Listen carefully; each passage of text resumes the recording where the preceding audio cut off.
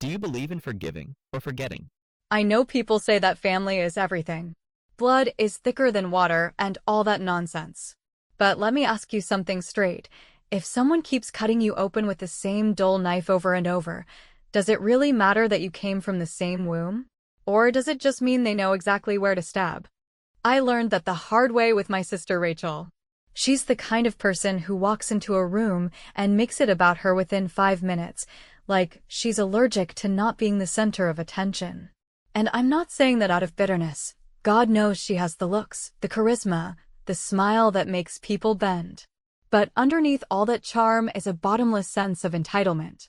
Rachel didn't ask for things. She assumed they belonged to her already. My clothes, my food, my time, my space, nothing was off limits when we were younger. And Mom, bless her heart, used to say, "Let it go, Jenna. She's just your little sister." But Mom's been gone for 2 years now, and let me tell you something, grief doesn't change people. It just strips away whatever manners they pretended to have. The earrings were the last gift my mom gave me before she passed. Diamond studs, not too flashy but elegant, quiet luxury, the kind you only notice if you know what to look for. She handed them to me a month before the cancer took over her speech, and I remember her exact words. "These are for you, because you always take care of things. I trust you to know what they're worth." And I did. They stayed in my jewelry box for 2 years. I wore them once, to her funeral. Never since. So when I opened that box last Saturday morning and found them missing, my first instinct wasn't even anger. It was dread. A slow, sinking, ice-cold nausea that told me I already knew what happened. Rachel had been over the night before, supposedly to catch up, but she spent most of her time complaining about her boyfriend Greg and scrolling through Instagram on my couch. She'd asked to use my bathroom and vanished into my bedroom for a suspiciously long time. I hadn't thought much of it then. That's how trauma works, you know? You get so used to being stolen from that you stop noticing it happening in real time. I texted her. Just one line, "Hey, did you take my diamond earrings?" 3 dots. Then she responded, "Relax. I borrowed them for Taylor's party. You weren't even wearing them." No apology. No asking if it was okay. Just that smug tone, like I was the one being unreasonable for noticing. And here's where it gets worse. A few hours later, she showed up at my door, swinging her purse and wearing yesterday's smeared eyeliner, holding a single diamond earring in her palm like it was a stick of gum. "So, funny story," she said, laughing. "I lost one. No idea where. Probably in the Uber." Then she added the line that flipped the switch inside me. "It's just jewelry, Jenna. Chill. It's just jewelry." That phrase echoed in my head like a siren underwater. Like the words didn't matter as much as the way she said them, with that casual shrug, that absence of shame, as if she hadn't just destroyed the last thing I had left from our mother. My fists clenched, but I smiled. Not because I was calm. I smiled because something broke in me. Or maybe something that had been broken for years finally snapped into place. I didn't yell. I didn't slam the door or throw a wine glass across the room like some Lifetime movie. I just said, "Okay," and reached out to take the single earring from her hand, placing it back in its box like I was tucking a baby into a coffin. She laughed like I was being dramatic and started talking about brunch. That's when I knew. She wasn't going to apologize. Not really. Not ever. And she sure as hell wasn't going to replace what she lost, because in her mind, I owed her grace. She was the baby. The needy one. The one who wasn't good with responsibility, as our dad always put it when she wrecked my first car at 19 and blamed it on a friend. The one who always meant well even when she lied straight to your face. So I nodded through the brunch plans. I listened while she rambled about mimosas and DJs and Greg being a total wet nap of a boyfriend. I even laughed once, just to keep the act going. But in my mind, I was already opening the Appraisal app. I was already picturing the $10,000 certificate I had stashed in my files. I was already hearing the satisfying thunk of a court stamp landing on a stack of papers. Not because I needed the money, but because I needed her to understand, really understand, that just because I don't scream doesn't mean I don't strike. There's this look people get when they realize they've gone one step too far. That moment when the power shifts, and they feel it in their stomach before they process it in their mind. I wanted Rachel to feel that. I needed her to feel it. Not in a blow-up fight. Not in a dramatic sisterly meltdown. But in something cold. Clean. Unmistakable. The way she shrugged and turned away told me everything. She'd already moved on. Already justified it in her head. And why wouldn't she? I'd never really fought back. Not when she ruined my job interview by showing up late in my car. Not when she maxed out a credit card in my name when she was 22, and definitely not when she accidentally leaked my engagement breakup to our cousins at Thanksgiving. But this wasn't a stolen shirt or an awkward family moment. This was the last tangible thing I had from Mom. A piece of her that Rachel had treated like a goddamn accessory for her party outfit. I waited until she left before I opened the drawer where I kept the appraisal. $10,080, certified, sealed, and signed by a professional in downtown Chicago. I scanned it, saved it, and smiled again, but this time, it was different. Because this time, I wasn't going to let it go. This time, I was going to make sure Rachel never borrowed a single thing from me again, without paying the price. If someone asked me whether this was really about the earrings, I think I'd hesitate, not because I don't know the answer, but because the answer feels too big, too heavy, like a dam finally splitting open after years of silent pressure. The truth is, no, it wasn't just about the jewelry. It was never about a pair of diamond studs, or an Uber ride, or a stupid party where Rachel had to be the one everyone noticed, once again. This was about something deeper, older, more poisonous than a single lost earring could ever explain. This was about a lifetime of being taken from, while everyone around me told me to just be the bigger person. This was about how, for over 30 years, I was the one expected to forgive, to overlook, to clean up whatever mess Rachel created, and then walk away without complaint, because that's what good daughters, good sisters, good women do. We keep the peace, we bite our tongues, and when the storm passes, we quietly mop up the damage so the house looks nice. Again. But eventually, the mop starts to rot, and the water turns black, and you either throw the whole damn thing out or let it infect everything it touches. Rachel was 4 years younger than me, and from the very beginning, she knew how to twist people around her finger. She had this wide-eyed innocence, a laugh that made grown men melt, and a way of making you feel like you were the only person in the room, until she didn't need you anymore. Mom used to say she was spirited, while Dad just called her a handful, but I knew even as a kid that what she really was entitled. She expected things to go her way. She expected rules to bend around her. And when they didn't, she'd cry or scream or throw someone else under the bus until the path cleared. I learned young that if Rachel wanted something of mine, I'd better hide it or kiss it goodbye. Clothes went missing constantly. Makeup vanished and returned half-used. Books came back with coffee stains and torn pages. And if I brought it up, I was too uptight. If I got upset, I was selfish or controlling. One time in high school, she stole my journal and read parts of it out loud to her friends on the phone, laughing at what I'd written about a guy I had a crush on, then told Mom that I was being dramatic when I cried and locked myself in my room. Nothing ever stuck to her. Nothing ever mattered enough for anyone to discipline her. Because she was the baby. Because she didn't mean any harm. Because I could take it. I did take it. For years. Even after college, when I was working 2 jobs to afford my own place, and she was bouncing from boyfriend to boyfriend, always in between things, always trying to figure it out. I let her stay with me rent-free more times than I can count. I bought her groceries. I covered her missed car payments once, when Dad told me not to let her lose her wheels, because it would be bad for her self-esteem. And through it all, I told myself it was fine. That eventually she'd grow up. That eventually she'd realize I wasn't her personal bank, therapist, or punching bag. But people like Rachel don't grow out of their behavior, they just get better at disguising it.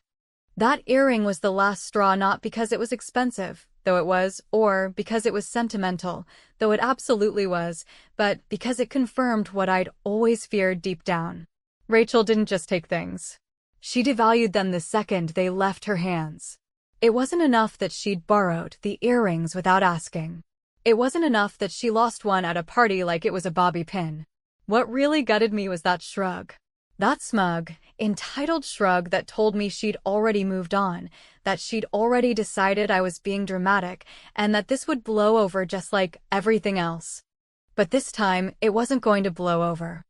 After she left my apartment, probably off to brunch with some influencer friend or back to Greg's cramped apartment where she could complain about how anal I was, I sat down with a glass of red wine and pulled out a dusty black file folder from my desk drawer. Inside was the original appraisal for the earrings, issued by a reputable jeweler on the north side. $10,080, certified and stamped. I remember Mom insisting on the appraisal when she bought them. Not because I planned to sell them, she'd said, but because real things deserve proof of their value. I stared at that piece of paper for a long time. I traced the digits with my finger, reread the jeweler's elegant signature, and then I scanned the whole document into a PDF. I didn't know exactly what I was going to do with it yet. But I knew this time I wasn't just going to sigh and pretend it didn't matter. This time, Rachel was going to be held accountable, whether she liked it or not.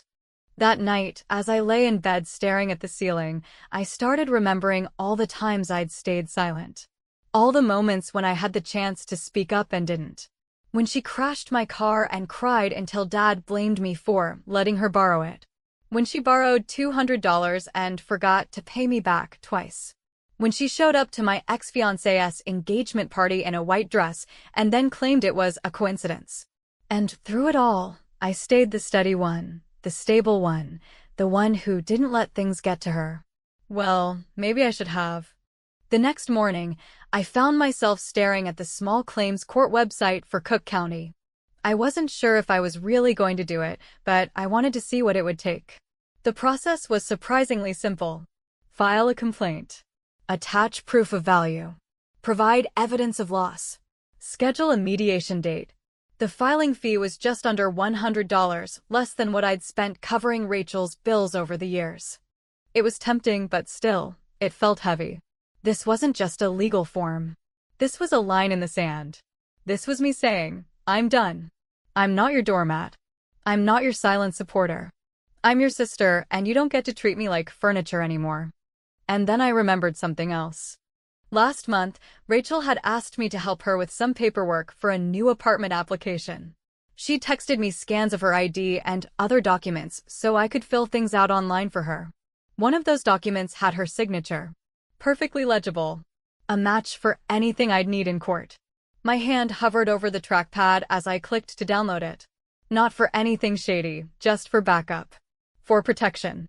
Because for the first time in my life, I was preparing for battle and I wasn't going in unarmed. So no, it wasn't about the earring. It was about the fact that Rachel thought she could rip away the last piece of my mother and walk off with a laugh. It was about the fact that she never saw me as a person with limits, just an obstacle she could charm her way past. And it was about the fact that this time, I wasn't planning to yell or scream or throw a fit. I was going to do something that would actually leave a mark. Because after all these years of being told to let it go, I finally understood that the only person who could protect my boundaries was me. And maybe, just maybe, it was time for Rachel to learn what happens when you take one thing too many from someone who's got nothing left to give. There's a particular kind of silence that sets in after you make a decision you know you can't walk back from, not the kind of silence that comes from hesitation or doubt, but the heavy, dense kind that settles in your chest like a stone dropped into a still lake, rippling outward with the knowledge that you're no longer waiting for someone else to fix what they broke, that this time, it's your hands on the steering wheel, your foot on the gas, and the destination isn't forgiveness, but something colder, sharper, and far more precise.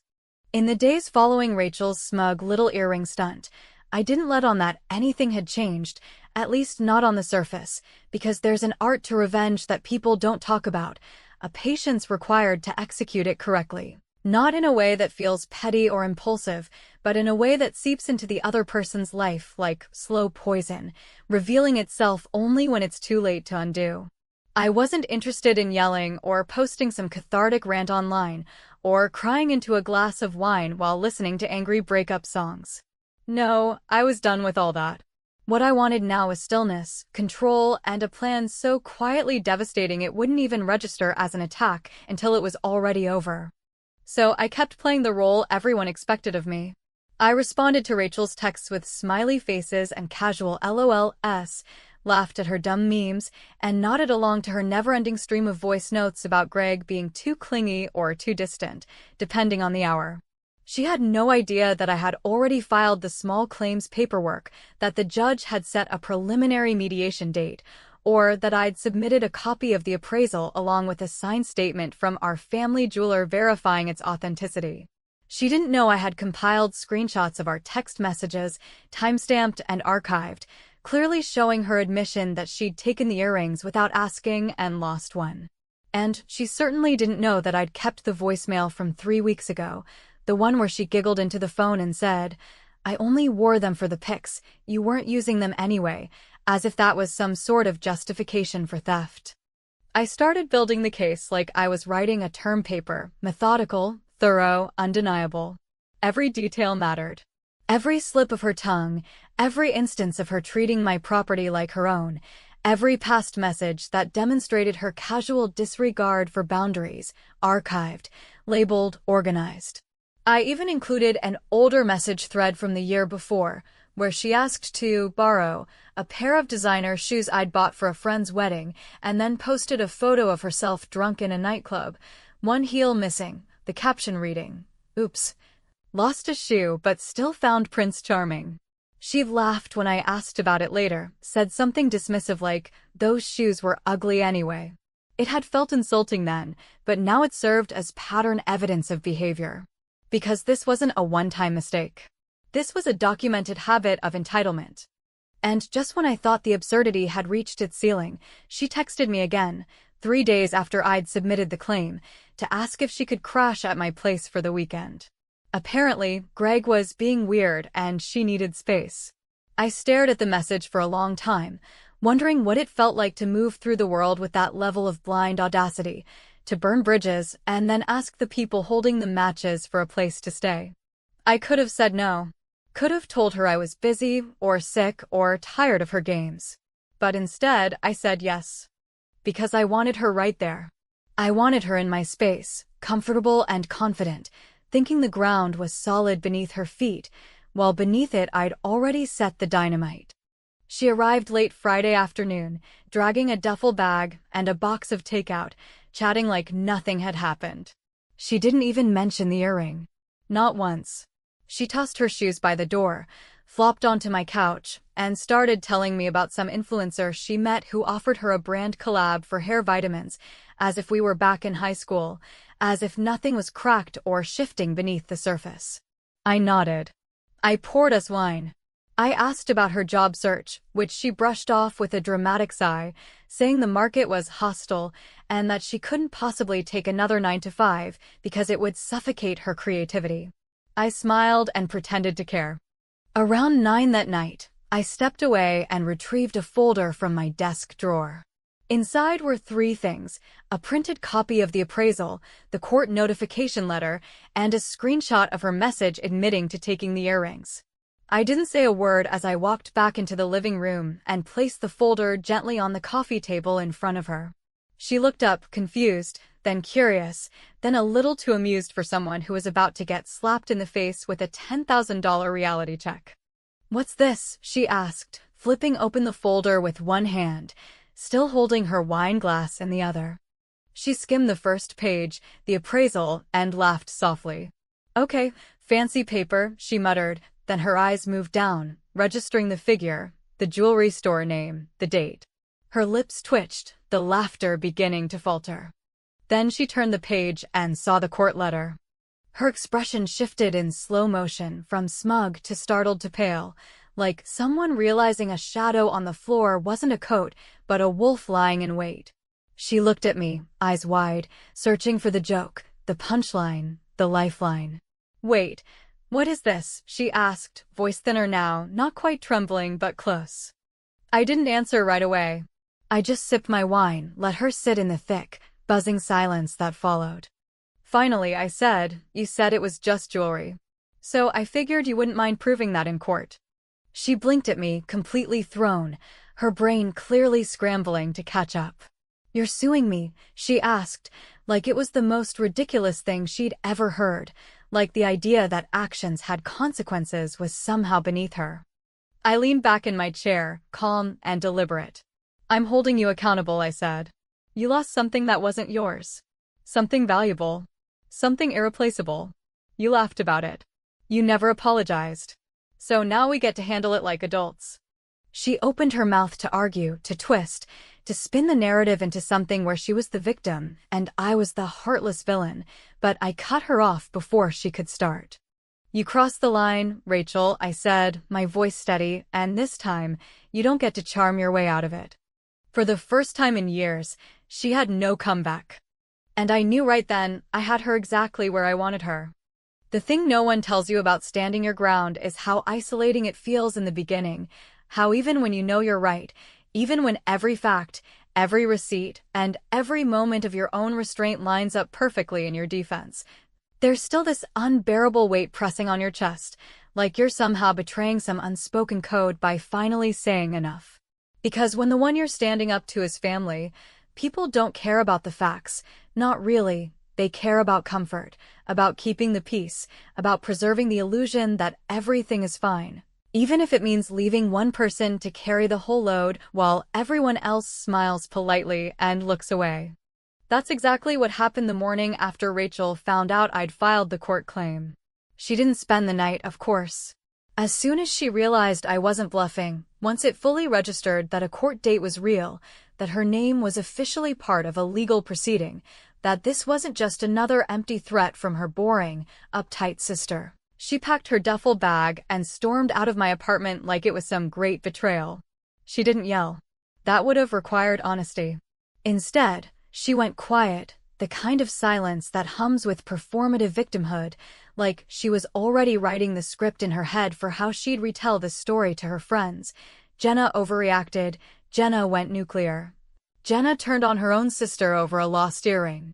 And in that version, she'd be the tragic free spirit who just didn't understand why her family didn't love her enough to forgive. 2 days later, my phone rang. Dad. Of course. He never calls unless it's about Rachel or his water heater. I let it ring twice before answering, already bracing myself for what was coming, already feeling the weariness in my bones like a storm rolling in behind my eyes. "Jenna," he said, his voice slow and grave like he was calling from a war zone. "I just got off the phone with your sister. She's very upset." I closed my eyes. Breathed in. "I'm sure she is."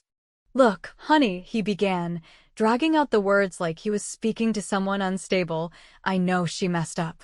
I really do. But you're not seriously taking her to court, are you?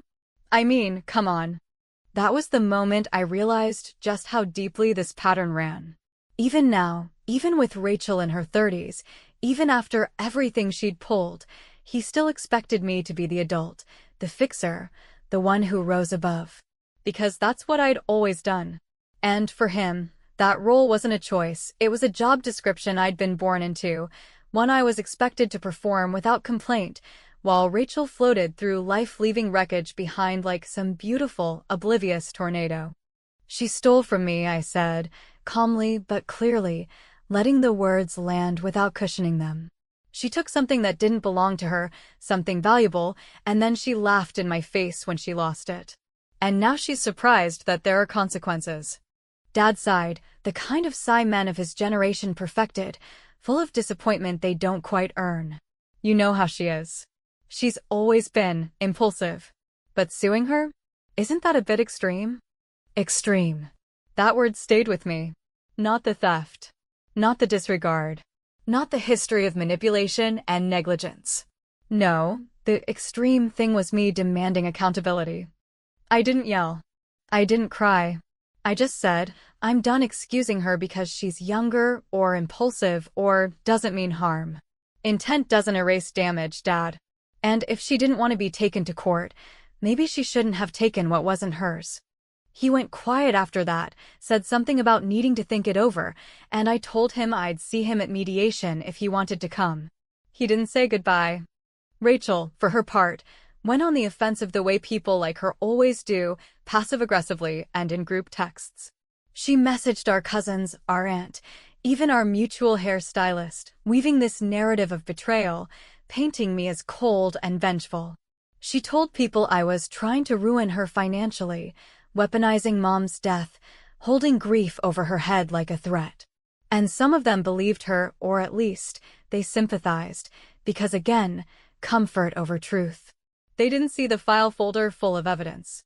They didn't remember all the times I bailed her out, covered for her lies, or stood quietly by while she played the victim. All they saw was a sister suing a sister, and to them, that was the real crime. But not everyone bought it. Greg, her long-suffering on-again, off-again boyfriend, reached out to me privately. We'd never been close. He always struck me as one of those painfully agreeable guys who confused keeping the peace with having a personality. But he was polite, soft-spoken, and, most importantly, observant. "I don't want to get involved," he said, voice low like he was afraid she might be listening. But I was with her the night she lost the earring. She didn't even try to look for it. Just shrugged and told her friend it wasn't a big deal because it wasn't hers anyway. That was all I needed. "Would you be willing to say that in mediation?" I asked, and to my surprise, after a pause, he said, "Yeah, I think I would." So now, everything was set. Rachel still hadn't responded to the court notice officially, but I knew she would show up. She had too much pride to let this happen without at least trying to perform her innocence. She'd probably cry. Probably accuse me of overreacting. Maybe she'd try to turn on the waterworks, invoke Mom's name, maybe even drag Dad into it for emotional support. But I wasn't afraid anymore. I wasn't angry, either, not in the hot, volatile way that used to twist in my chest like a live wire. What I felt now was colder, harder, more resolved. I was done defending myself for having boundaries. I was done apologizing for expecting respect. She wanted to play games? Fine. But I was bringing rules, a referee, and a scoreboard. And when she showed up to mediation, eyes wide and mouth poised to spin whatever lie she thought might work, something performative, dramatic, just vague enough to elicit sympathy, I would already be 2 moves ahead, calm and ready. With evidence in hand and a witness by my side. Because this wasn't just about recovering a lost item. This was about reclaiming something far more valuable, my dignity, my voice, and the unshakable truth that love without respect is just manipulation dressed in prettier clothes. There's a moment right before a courtroom door opens when everything around you feels unnaturally still, like time has paused just long enough for you to hear the blood rushing in your ears, to notice the dry texture of your tongue against your teeth, and to feel the weight of every choice that led you to this exact second pressing against your skin. I sat outside the mediation room with the file folder in my lap, tapping my fingers against the manila edge, not out of nerves, but out of readiness. I wasn't here to win an argument or to finally get Rachel to admit she was wrong. I was here because the line had been drawn, the silence had run its course, and now the only thing left to do was finish what I started with the same quiet precision that had gotten me this far. Rachel walked in wearing a blazer I recognized as mine from 3 years ago, one I'd forgotten she'd borrowed for a job interview she never went to, and carrying a purse far too expensive for someone who'd been telling mutual friends she was financially ruined by my vindictive lawsuit. She looked tan, put together, and fractionally panicked, the kind of panic you only see in people who still believe charm can outrun consequences. Her eyes scanned the room like she was checking for friendly faces, for any sign that someone else would step in and mediate the emotional part of this confrontation, so she wouldn't have to take responsibility for her part in it. But I wasn't giving her that. Not this time. The mediator, a woman named Denise, who looked like she'd seen every flavor of family dysfunction over her 20-year career, called us to the table with the kind of practiced neutrality that didn't waste time on pleasantries. I handed over my folder without hesitation. Rachel hesitated for a second longer than she should have, then passed over a printed copy of a text thread I'd already included in my file, as if she was trying to prove something with a fraction of the truth, not realizing I'd brought the entire library. Denise asked us each to explain our version of events. I went first. I didn't embellish. I didn't cry.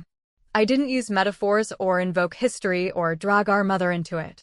I simply stated the facts. The earrings were taken without permission, one was lost, there was no attempt to replace or repair the damage, and I was seeking compensation for what had been appraised and now lost.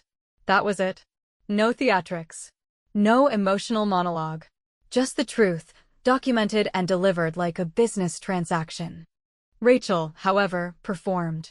She started with a half-choked laugh, said something about how she couldn't believe it had come to this, then veered into a ramble about being sisters and the importance of family, and how Mom would be devastated to see us fighting like this. She used the word devastated twice, then tried to cry but couldn't quite summon the tears. Instead, she looked at Denise like a stage actor appealing to an audience, hoping pity would fill in where logic had failed. Denise asked if there were any witnesses to the night the earring was lost. That's when Greg stepped in. He'd been sitting quietly behind me the whole time, unsure whether to speak unless directly called upon, but the second Denise gave him the floor, his voice was clear, if slightly trembling. He explained that Rachel had made no effort to find the earring, that she'd told a friend at the party, Jenna won't care, she's got like 5 pairs of those, and that she'd laughed when someone asked whether they were real. He didn't sound malicious. He didn't sound vindictive. He just sounded tired, like someone who'd carried the weight of enabling her behavior for too long and had finally decided to put it down. Rachel's face drained of color. You could feel the shift in the room. Denise's eyes sharpened. My silence grew heavier. Rachel's posture collapsed just a fraction, her confidence cracking at the edges like a cheap porcelain mask. There was no rebuttal. No spin left to offer. The facts were sitting on the table, stacked and labeled, and she suddenly realized that the thing she'd treated like a joke had teeth, and they were already sunk in. The mediation ended swiftly after that. Denise confirmed the facts, reviewed the appraisal again, and formally ruled that Rachel was liable for the full amount, $10,080, payable within 60 days. There was no room for protest. No appeal to sentiment. Just a number, a deadline, and a signed decision that carried legal weight. Rachel didn't say anything as she stood up. She didn't look at me. She just gathered her things with trembling fingers and walked out of the room like someone leaving a funeral where they weren't the one being mourned, but still felt buried all the same. But that's not the end. Not for me. 3 days after the court ruling, she sent me a message. Just a single sentence. You really think this makes us even? No apology. No remorse. No acknowledgement of what she'd done, just a bitter little jab meant to make me feel guilty for standing up for myself, as if she still believed that somehow I was the one who crossed the line. I didn't respond. Instead, I waited one more day, long enough for her to stew, to second-guess, to wonder. Then I sent her a photo. It was a picture of the original earrings, both of them sitting side by side in their velvet box under soft lamplight, glinting like nothing had ever happened. The one she thought she lost? I found it inside the pocket of the clutch she'd left behind at my place that night. I discovered it 2 days after she walked out of my apartment, wedged in the lining next to a lipstick and a receipt from the liquor store. But I never told her. Never mentioned it. Because I realized that watching her twist, watching her scramble and sweat and feel the actual cost of what she thought was hers to ruin, that was worth far more than the earring itself. Along with the photo, I sent her a single sentence. Frame this. It's the last thing I'll ever give you for free. And that was it. I didn't return her call when she tried to ring later that night. I didn't reply when she messaged me twice more the following week. I let the silence between us stretch into something permanent, something undeniable, because the truth is, I wasn't interested in reconciliation. I wasn't interested in dragging this relationship back from the edge just to watch it break all over again. What I wanted was space. Distance. Freedom from the decades of quiet resentment and invisible bruises she'd left behind. People say revenge is petty, that it leaves you empty, but I didn't feel empty. I felt full for the first time in years. Full of clarity, full of peace, full of the quiet power that comes from finally standing still while someone else crashes into the wall you stopped trying to shield them from. And I don't know what Rachel tells people now. I don't know if she's repaid the full amount. I haven't checked. It doesn't matter. The money was never the point. The point was to show her that just because I stayed silent for years didn't mean I was weak. It meant I was waiting. And now that I'm done waiting, there's nothing left to take.